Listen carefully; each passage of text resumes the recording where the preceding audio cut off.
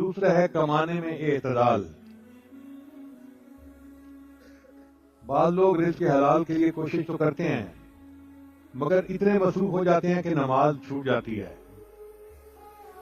ये चीज ठीक नहीं है। बाद लोगों को देखा कि वो इतने मसरूफ हो जाते हैं कि घर से खाना आया हुआ पड़ा है, खाने की फुर्सत नहीं होती। और जी आज ग्राहक इतने ज्यादा थे, मैं खाना ही नहीं खा सका।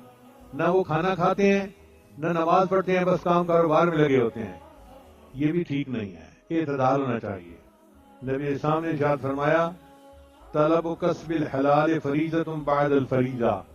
रिज़्क़ हलाल को तलब करना फर्ज है फर्ज के बाद, यानी नमाज रोजा पहले फर्ज है, उसके बाद कसबे हलाल फर्ज है। ये नहीं कि जी बीवी बच्चों का पेट पालना भी तो फर्ज है जी, अब नमाजें कज़ा करते फिरो। ऐसा नहीं करना चाहिए। तो कमाने में एतदाल होना चाहिए।